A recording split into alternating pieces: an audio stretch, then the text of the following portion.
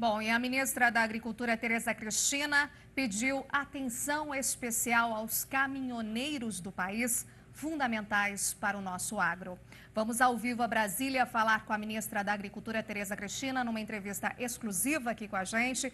Bom dia, ministra, já agradecendo, muito obrigada por estar aqui com a gente. E entre os temas, claro, que a gente vem acompanhando do setor, o trânsito de cargas continua sendo uma preocupação.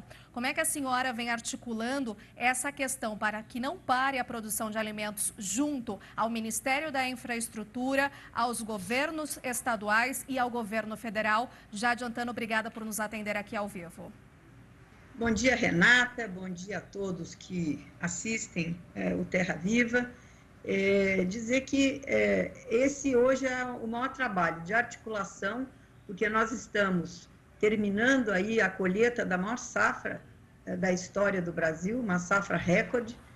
Os produtores estão dentro das propriedades com seus funcionários fazendo essa colheita, mas para isso é preciso que os caminhoneiros, né, estejam também nas propriedades, nas estradas, fazendo o transporte desses grãos, depois também fazendo o transporte das esmagadoras, enfim, dos armazéns, levando para as indústrias, levando para as fábricas de ração, para as granjas. Isso tudo é uma cadeia, né? Se um elo quebra, nós ficamos com problemas. Então, nós estamos, Renata, conversando com os prefeitos. Ontem eu tive a oportunidade de, através da CNM, conversar com todos os prefeitos de várias regiões, né, juntamente com o presidente Harold da CNM, para dizer quais são as medidas que foram tomadas pelo governo federal, saber o que está acontecendo lá na ponta com os prefeitos, passar as informações, enfim, e ver se conseguimos uma harmonia entre todas as ações. É claro que cuidando sempre da saúde das pessoas, né, nós estamos vivendo um momento difícil, adverso, né, e essas pessoas que trabalham com os serviços essenciais, eles têm que se proteger, mas também nós precisamos dar condições para que eles trabalhem com dignidade. Posto de gasolina, borracharia, nós temos que ter alguns, pelo menos, funcionando para que essas pessoas tenham como ir e vir fazendo esse serviço nobre, que é cuidar do nosso abastecimento, né? E não é só...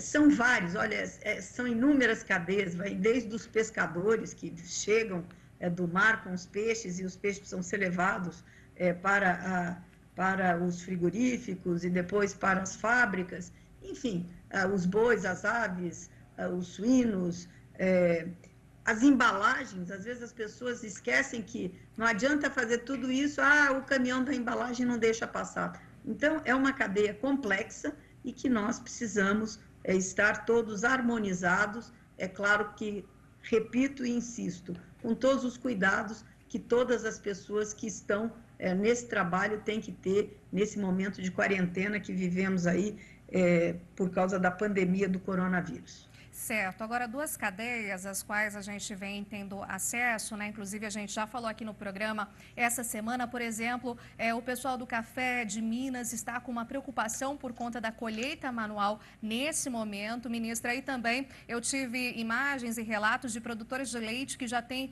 tido alguma certa dificuldade, né, para conseguir escoar essa produção. Ou seja, a gente fala da cadeia de leite, que são pequenos produtores e que já vem sentindo alguns tipos de reflexo, e também para quem vai fazer a colheita manual agora do café. O que a gente pode falar para essas duas cadeias tão importantes para o nosso país, além da proteína animal, claro, mas a cadeia do café e a do leite também, ministra? Bom, a do leite é mais complexa, porque a do leite, primeiro, o leite você tira todos os dias, né? A vaca, ela não sabe o que está acontecendo. Então, todos os dias tem leite, tem que tirar o leite, inclusive correndo o risco de mastites, enfim.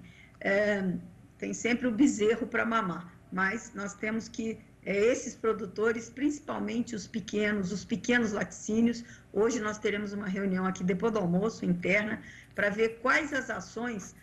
Nós estamos pensando aí na compra de leite em pó, em quantidade, mas às vezes isso não chega até o pequeno produtor, não chega até o pequeno laticínio. Então, nós estamos vendo, eu tenho uma reunião às 10 horas com o ministro Onix, que é da Cidadania, para ver como é que juntos nós podemos pensar rapidamente e colocar em ação alguma política pública para ajudar este momento difícil, principalmente os pequenos produtores e os pequenos laticínios. E também, olha, é tão complexo, porque até segunda-feira ou terça-feira, a gente vem acompanhando, nós temos aqui um comitê de acompanhamento de todas essas cadeias, a gente recebe informações, nós temos um site que recebemos todo o tempo informações de todas as cadeias produtivas. Nós estamos com um problema nas flores também, né, que as pessoas estão dentro de casa fazendo essa quarentena.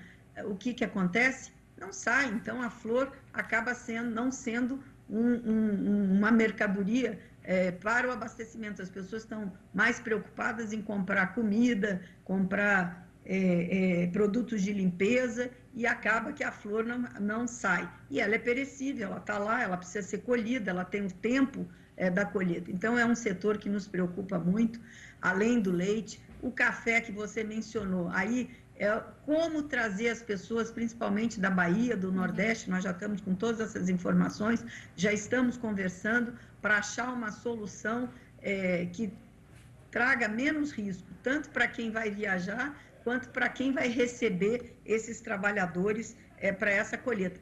Mas a não colheita do café implica numa série de coisas, inclusive pragas e doenças. Então, Renata, nós estamos aqui trabalhando isso tudo, estamos aí prontos para receber sugestões que possam ajudar, né? Sugestões também que sejam factíveis, porque não adianta coisas que a gente não consegue realizar no pouco tempo, porque são ações imediatas, não são ações que podem ser muito planejadas. Nós temos aí esses 15 dias, que já temos 3 aí que já se passaram, e, portanto, mais 12 a 14 dias de quarentena, e que as coisas acontecem e que nós temos que tomar ações muito rápidas para esses dias e depois para a continuidade do tempo que teremos aí para passar ainda com essa pandemia. Certo, ministra, a senhora mencionou muito bem o setor das flores, inclusive a gente teve uma entrevista nesta semana também, mostrando um estudo que houve uma diminuição entre uma semana e outra de 70% de queda na venda das flores, o que implica substancialmente nessa cadeia tão importante, né? E até na opinião, no caso, na entrevista que fizemos, a nossa fonte nos disse: continuem comprando flores como alimento aí para a alma, e eu achei essa frase assim tão pertinente, né, e tão importante para esse momento. Agora, ministra, saindo um pouco aqui da esfera, digamos, do Brasil, indo para a articulação política internacional, recentemente a senhora teve uma reunião bastante importante com líderes da América do Sul. E o que foi, de fato, falado, traçado para que a gente continue tendo também esse trânsito aí entre os países que compõem a América do Sul? Quais foram as principais afirmações e destaques aí dessa reunião? Bom, primeiro é que as políticas são muito parecidas em todos esses países. Nós tivemos reunião com 7 ministros de agricultura: Chile, Paraguai, Bolívia, Uruguai, Argentina, e Peru e o Brasil, naturalmente. Então, eram 7 ministros, cada um colocou o que está acontecendo neste momento, as políticas que os seus países fizeram. Enfim, não tem muita diferença. Tem uns que têm toque de recolher, outros que só pode sair uma pessoa da família durante o dia para ir à farmácia, ir a supermercados. Enfim, tem uns mais duros, outros menos, mas todos com a mesma política, praticamente. Agora, todos também muito preocupados e tratando o abastecimento, do alimento, né? Porque abastecimento não é só alimento, nós temos aí outras coisas importantes, o abastecimento do alimento como um serviço essencial. E ninguém fechou fronteira para trânsito de cargas. Há fronteiras fechadas com o Brasil, vários dos países, mas em relação às pessoas, né? Então, quanto ao fluxo de cargas, não. O que é que nós combinamos? Já estamos bem adiantados e amanhã deveremos ter um documento entre os nossos países de harmonização das regras e muita preocupação com os caminhoneiros que saem lá do Chile para trazer mercadorias aqui para o Brasil e vice-versa, da Argentina. Nós temos aí um comércio intenso entre os países do Mercosul, de coisas que vão do Brasil para esses países e que voltam desses países para o Brasil, e também através de portos de outros países, por exemplo, o Chile, que recebe também algumas mercadorias, frutas, salmão e outras coisas. Esse comércio realmente ele diminuiu, mas ele existe, né, e continua tendo um fluxo razoável. Agora, o que fazer no caso do motorista que se sinta mal e que possa estar com coronavírus? Ele fica lá, ele vem para cá, como é que vem, qual a segurança, enfim, são detalhes e muitos detalhes. Então, nós já tínhamos elaborado, juntamente com o Ministério de Infraestrutura, lá do ministro Tarcísio, algumas ações conjuntas e algumas regras, submetemos isso à presidência do CAS, que hoje está com o Chile, né? E eles estão, então, secretariando, recebendo todas as informações dos nossos países para colocar num documento único que deve sair entre sexta e, no máximo, segunda-feira. Certo, e agora falando justamente sobre a infraestrutura, a questão dos portos também, para que se mantenham aí abertos, né, funcionando dentro da possível normalidade, ministra, esse entendimento também tem sido feito pela senhora? Com certeza, nós estamos acompanhando, não é diretamente ligado ao Ministério da Agricultura, isso é ligado, às vezes, ao Ministério da Infraestrutura e, às vezes, a alguns estados, porque tem portos privados também, tem portos estaduais e tem portos federais.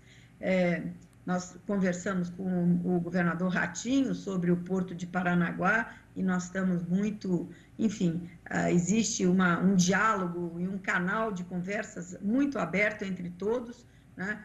O ministro Tarcísio, lá com o Porto de Santos, que é o maior porto brasileiro, também com as ações muito coordenadas e as informações que chegam para mim são passadas para o ministro Tarcísio, e o que chega também lá, então, essa via de mão dupla, isso é muito importante, porque as ações precisam, como eu já disse lá atrás, elas têm que ser tomadas muito rapidamente. Não dá para pensar muito, enfim, nós temos que pensar em conjunto, pensar as ações e colocá-las em prática. Certo. Ontem nós falamos com o presidente da Embrapa, o Celso Moretti, e justamente ele mencionou sobre os laboratórios do MAPA, da Embrapa, agora aptos, né, a fazer os testes, então, para a Covid-19, ou seja, para o coronavírus. Como isso vai funcionar, ministra, e quando que a gente já pode ter aí uma ideia de quando começa esse trabalho efetivamente? Bom, os laboratórios estão prontos, nós temos pessoal treinado, inclusive, para minha grande satisfação, muitos voluntários se colocaram à disposição para trabalhar e fazer turnos extras, se forem necessários.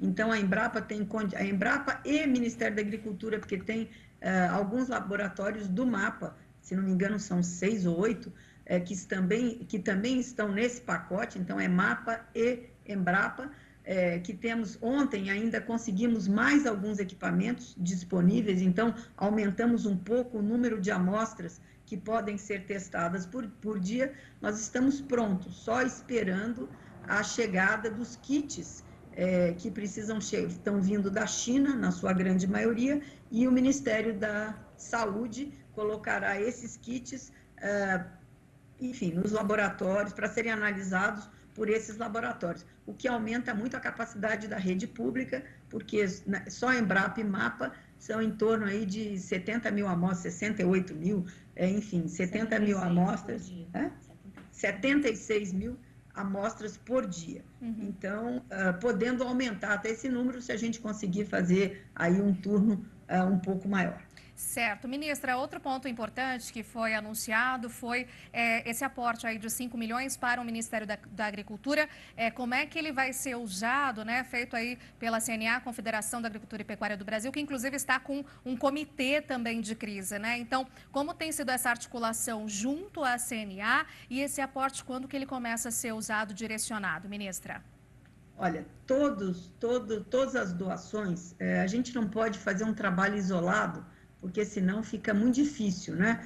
Às vezes você acaba mandando insumos super necessários e escassos nesse momento, porque o mundo todo está atrás de respiradores, máscaras, roupas para os profissionais da saúde, kits de exames. Então, isso está tudo sendo coordenado por um comitê de crise que foi feito na Casa Civil. Então, esses recursos que eu quero aqui publicamente agradecer à CNA, que foi a primeira instituição do agro que fez essa doação, nós colocamos lá neste comitê, e aí já tem várias empresas ligadas ao agronegócio, frigoríficos, pessoal aí de grãos, muitas pessoas e entidades e empresas privadas que estão colocando esses recursos, e eles são encaminhados ou através do Ministério da Agricultura ou diretamente se a empresa ou a pessoa física quiser fazer a doação.